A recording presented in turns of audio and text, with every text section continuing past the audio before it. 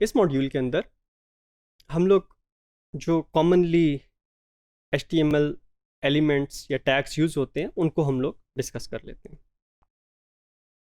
ये आपके पास एक HTML डॉक्यूमेंट की बहुत सिंपल सी एग्जांपल है, जिसके अंदर आपके पास स्पेसिफाई किया गया है कि ये एक HTML डॉक्यूमेंट है। फिर उसके बाद उस डॉक्यूमेंट का टाइटल स्पेसिफाई किया गया है और उसके अंदर कुछ टेक्स्ट स्पेसिफाई किया गया है एक पैराग्राफ की फॉर्म में। जो हमारे पास टाइटल है वो हमारे पास अगर एक ही विंडो है तो एट टाइम्स उसके टाइटल के अंदर आ जाता है, या अगर टैब है तो जो भी चीज़ टाइटल में लिखी होती है वो हमारे पास उस टैब के अंदर हमें नज़र आना शुरू हो जाती है। तो टाइटल जो है ये एज सच हमारे पास कंटेंट्स का हिस्सा नहीं होता जो हम वेब पेज पे नज़र आ रहे होते हैं, लेकिन ये हमारे पास टैब का टाइटल या विंडो का टाइटल जो है वो बन जाता है। और यहाँ पे हमारे पास एक और पैराग्राफ का टैग है जिसके अंदर हम लोगों ने कुछ कंटेंट्स जो हैं वो स्टोर करती हैं। जो भी हमारे पास एक HTML डॉक्यूमेंट होगा हम लोग हमेशा उसे डॉक टाइप के टैग से शुरू करेंगे। डॉक टाइप HTML से हमारे पास जो वेब सर्वर है उससे पता चल जाता है कि ये हमारे पास एक HTML डॉक्यूमेंट है, और जब वो फाइल हमारे पास क्लाइंट साइड पे आती है तो ब्राउज़र को पता चल जाता है कि ये एक HTML फाइल है और उसे उसने किस तरीके से रेंडर करना है। यहाँ पे डॉक टाइप जो है वो मेंशन कर रही होती है कि ये डॉक्यूमेंट टाइप डेफिनेशन है, जो हमारे पास एक मैकेनिज़्म होता है एंटिटीज़ को, एलिमेंट्स को डिस्क्राइब करने का और उनके आपस में रिलेशन और उनके एट्रीब्यूट्स कॉन्टेंट्स को डिस्क्राइब करने का एक मैकेनिज़्म होता है। ये हमारे पास HTML की एक और एग्जांपल है, इसको हम लोग डिटेल के अंदर जो है वो देख लेते हैं। यहाँ पे आप देख रहे हैं कि स्टार्ट के अंदर हमारे पास डॉक टाइप यूज़ हो रहा है, फिर हमारे पास HTML जो है वो यूज़ हो रहा है, HTML का टैग यूज़ हो रहा है। उसके अंदर हमारे पास दो चिल्ड्रन है, एक हेड है एक बॉडी है। हेड के अंदर कुछ इन्फॉर्मेशन है, बॉडी के अंदर कुछ इन्फॉर्मेशन है, उसको हम लोग देख लेते हैं।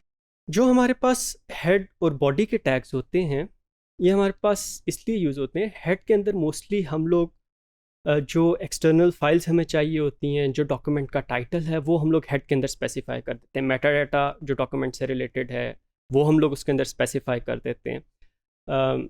इस तरह की इन्फॉर्मेशन हम लोग हेड में डाल देते हैं, और फिर जो डॉक्यूमेंट के जो कंटेंट्स हैं वो हम लोग बॉडी के टैग में डाल देते हैं।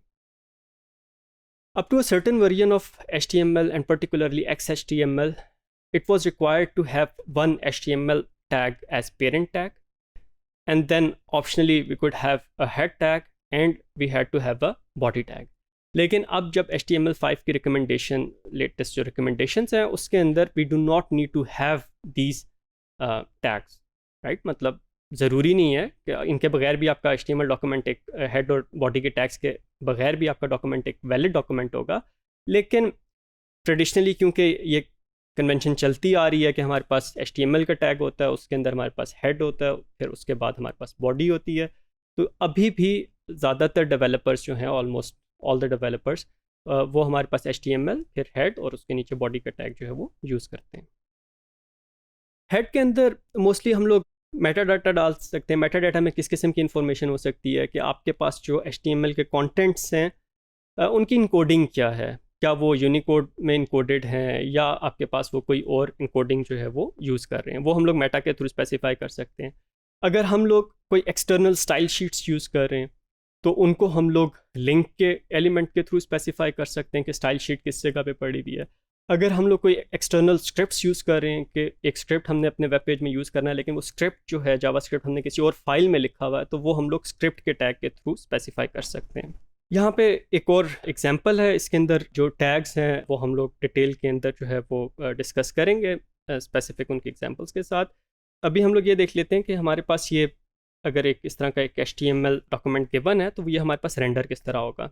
तो ये जो अभी हम लोगों ने HTML का कोड देखा था, जब हम लोग इसे ब्राउज़र में ओपन करते हैं तो ब्राउज़र उसे इस तरीके से रेंडर कर देता है। तो यहाँ पे हम लोग कोई हेडिंग्स यूज़ कर रहे हैं, सब हेडिंग्स यूज़ कर रहे हैं, इमेज यूज़ कर रहे हैं, और इसके अलावा और कुछ पैराग्राफ यूज़ कर रहे हैं, टेक्स्ट यूज़ कर रहे हैं, वो इन्फॉर्मेशन हम लोग यूज़ कर रहे हैं, इवन टाइम भी हम लोग यहाँ पे यूज़ कर रहे हैं। तो ये सारी चीज़ें हम लोग HTML एलिमेंट्स के अंदर स्पेसिफाई कर देते हैं। एक चीज़ जो बहुत ज़रूरी है आपके लिए समझना, HTML को हम लोग सिर्फ स्ट्रक्चरिंग के लिए यूज़ करते हैं और कंटेंट्स को स्टोर करने के लिए यूज़ करते हैं। HTML को हम लोग कभी भी स्टाइलिंग के लिए नहीं यूज़ करते। हम लोग HTML के अंदर ये स्पेसिफाई नहीं करेंगे कि हमने फ़ॉन्ट कौन सा यूज़ करना है, इस टेक्स्ट का साइज़ कितना होना चाहिए। ऑल दो हम लोग कर सकते हैं, ठीक है, लेकिन इट इज़ रिकमेंडेड कि हम लोग HTML के अंदर ये चीज़ ना करें। हम लोग स्टाइल शीट्स के थ्रू जो भी स्टाइलिंग है वो हम लोग स्टाइल शीट्स के थ्रू करें। तो यहाँ पे आप देख सकते हैं कि ये आपके पास कुछ एग्जांपल्स हैं। ये जो फर्स्ट एग्जांपल है इसके अंदर आपके पास डिफ़ॉल्ट स्टाइल शीट यूज़ हुई है ब्राउज़र की।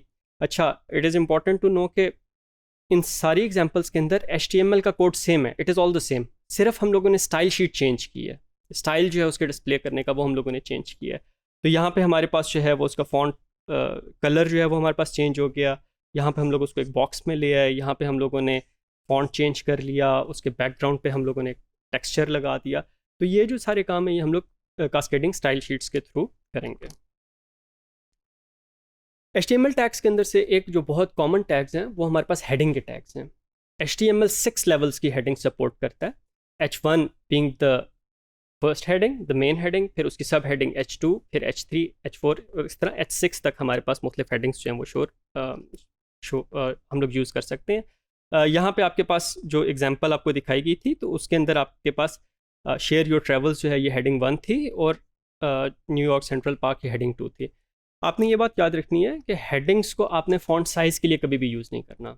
हेडिंग को आपने जिस तरह आप एक वर्ड का डॉक्यूमेंट लिखते हैं उसके अंदर आप हेडिंग्स यूज़ करते हैं, मेन हेडिंग होती है, सब हेडिंग होती है, उसके बेस पे आपके पास आपके डॉक्यूमेंट की आउटलाइन बनती है। तो HTML के अंदर भी आपने हेडिंग्स को हमेशा इस तरीके से यूज़ करना है कि वो आपके पास एक किस्म के डॉक्यूमेंट की आउटलाइन को जो है वो डिफ़ाइन करें। हमारे पास जो कंटेंट्स हैं, जब हम लोगों ने टेक्सचुअल कंटेंट कहीं पे लिखना है तो उसके लिए हम लोग पैराग्राफ का एलिमेंट यूज़ करेंगे, जिसे हम लोग P के थ्रू यूज़ करते हैं। यहाँ पे हम लोग टेक्स्ट डॉक्यूमेंट भी डाल सकते हैं और इसके अंदर और डॉक्यूमेंट्स और एलिमेंट्स भी डाल सकते हैं, मतलब टेक्स्ट भी इसके अंदर डाल सकते हैं और दूसरे एलिमेंट्स भी HTML के इसके अंदर यूज़ कर सकते हैं। इसके अलावा हमारे पास एक डिफ का हमारे पास एक एलिमेंट होता है। ये हमारे पास यूजुअली लॉजिकल ग्रुपिंग के लिए यूज़ होता है। पैराग्राफ टेक्स्ट के लिए यूज़ होगा, डिफ जो है वो हमारे पास लॉजिकल ग्रुपिंग के लिए यूज़ होगा कि जिसके अंदर हम लोग दूसरे एलिमेंट्स को जो है वो कंटेन करेंगे। यहाँ पे एक और चीज़ का भी समझना ज़रूरी है कि HTML के अंदर हमारे पास दो किस्म के टैग्स होते हैं। एक को हम लोग कहते हैं कि हमारे पास इनलाइन टैग्स हैं और दूसरे हमारे पास जो हैं वो ब्लॉकिंग टैग्स हैं। जो इनलाइन टैग्स होते हैं वो हमारे पास जब किसी दूसरे टैग के अंदर आते हैं तो वो अपनी अलहदा से अपनी स्पेस नहीं क्रिएट करते। जिस तरह यहाँ पे एक एग्जांपल दी हुई है कि हमारे पास कुछ कंटेंट्स हैं, फिर एक इनलाइन एलिमेंट आ गया, फिर कुछ कंटेंट्स हैं। तो जब ये पेज रेंडर होगा तो हमारे पास ये जो इनलाइन एलिमेंट है ये उस फ्लो के अंदर ही हमारे पास डिस्प्ले हो जाएगा जिसके अंदर इससे पहले और बाद वाले कंटेंट्स हैं। इनलाइन एलिमेंट्स की कुछ एग्जांपल्स हैं, एंकर है, एब्रीविएशन है, BR साइट, इस तरह बहुत सी हमारे पास एग्जांपल्स हैं जो हमारे पास इनलाइन टैग्स हैं। तो इनमें से कोई भी आप इनलाइन टैग यूज़ करें तो आपके पास ये जो भी कंटेंट्स हैं उसके बीच में वो चीज़ आ जाएगी। जिस तरह आपके पास कुछ टेक्स्ट लिखा हुआ है, फिर आपके पास एक लिंक है, फिर कुछ टेक्स्ट है। अब क्योंकि एंकर हमारे पास एक इनलाइन टैग है तो हमारे पास ये एंकर का जो एलिमेंट है ये हमारे पास उस टेक्स्ट के बीच के अंदर ही हमें नज़र आएगा। इसके मुकाबले में जो हमारे पास ब्लॉक एलिमेंट्स होते हैं वो अपनी वर्टिकल स्पेस लेते हैं। दैट मीन्स कि अगर उससे पहले हमारे पास कुछ एलिमेंट चल रहा है या कुछ फ्लो चल रहा है, कुछ टेक्स्ट है, तो वो ब्रेक होगा, उससे नेक्स्ट लाइन में हमारे पास ये ब्लॉक एलिमेंट रेंडर होगा, डिस्प्ले होगा, और इसके बाद फिर हमारे पास काइंड ऑफ ब्रेक आएगा, वर्टिकल ब्रेक आएगा, काइंड ऑफ न्यू लाइन आएगी, और फिर नेक्स्ट लाइन के अंदर हमारे पास अगले कंटेंट्स आएंगे। तो जो हमारे पास ब्लॉकिंग एलिमेंट्स हैं वो हमारे पास डिव है, हेडर है, HR है, लिस्ट आइटम है। इसमें से कुछ जो है वो हम लोग डिस्कस भी करेंगे। तो यहाँ पे अगर हम लोग एक एग्जांपल लेंगे, हमारे पास कुछ टेक्स्ट लिखा हुआ है, फिर हम लोगों ने HTML कोड के अंदर डिव का टैग यूज़ किया हुआ है, तो हमारे पास क्या होगा कि डिव हमारे पास इस जगह पे नज़र नहीं आएगा, वो डिव हमारे पास नेक्स्ट लाइन के अंदर जाएगा, और उस डिव के बाद जो टेक्स्ट लिखा होगा या जो भी कंटेंट्स होंगे, जो भी HTML के एलिमेंट्स होंगे, वो फिर उसके बाद हमारे पास डिस्प्ले होंगे। इमेजेस को डिस्प्ले करने के लिए हम लोग IMG का एलिमेंट यूज़ करते हैं। ये हमारे पास एक एम्प्टी एलिमेंट होता है, दैट मीन्स हमें /IMG लिखने की ज़रूरत नहीं होती, और इसके अंदर हमारे पास एट्रीब्यूट्स ही यूज़ होते हैं।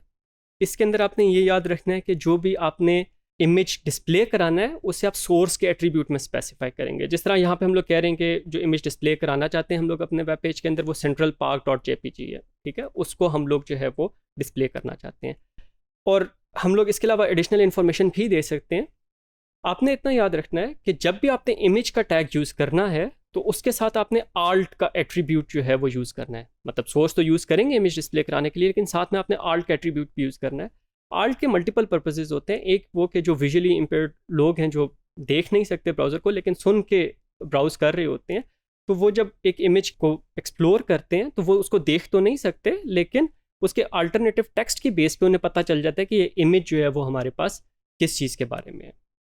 और इसके अलावा बाज़ का एक ब्राउज़र के अंदर इमेज डिस्प्ले नहीं हो पाता तो अल्टरनेटिव टेक्स्ट से हमें पता चल जाता है कि यहाँ पे जो इमेज डिस्प्ले होना था वो किस चीज़ के बारे में था।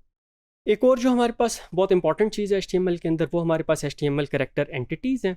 HTML के अंदर कुछ स्पेशल कैरेक्टर्स होते हैं जिन्हें आप एज इट इज़ नहीं यूज़ कर सकते। जिस तरह अगर आप ये करना चाहें कि जी 5 इज़ लेस दैन 10, ये अगर आप डिस्प्ले करना चाहें तो आप HTML में एज इट इज़ नहीं डिस्प्ले कर सकते। लेस देन का क्योंकि एक स्पेशल मीनिंग है, ये हमारे पास टैग्स को शुरू करने के लिए यूज़ होता है, तो आपको इसकी जगह कोई करेक्टर एंटिटी यूज़ करनी पड़ेगी जब आपने डिस्प्ले करना है लेस देन का सिंबल। तो उसके लिए आपके पास एम्परसेंड, LT, सेमीकोलन, ये आपके पास एक करेक्टर एंटिटी है। इसके अलावा कुछ करेक्टर एंटिटीज़ इसलिए होती हैं कि उन्हें कीबोर्ड से टाइप करना पॉसिबल नहीं होता या मुश्किल होता है। जिस तरह कॉपीराइट है, वो एक करेक्टर एंटिटी है। जब आप अपने HTML डॉक्यूमेंट के अंदर कहीं पे लिखेंगे एम्परसेंड कॉपी सेमीकोलन, तो वहाँ पे जब ये पेज रेंडर होगा तो वहाँ पे आपके पास कॉपीराइट का सिंबल आ जाएगा। इसी तरह आपके पास ट्रेडमार्क का सिंबल हो सकता है। नॉन ब्रेकिंग आपके पास स्पेस हो सकती है कि आप मल्टीपल स्पेसेस देना चाहते हैं। जो नॉन ब्रेकिंग हो तो वो आप NBSP के करेक्टर एंटिटी के थ्रू दे सकते हैं। तो यूजुअली ये टेक्सचुअल कंटेंट्स के अंदर हमारे पास यूज़ होते हैं।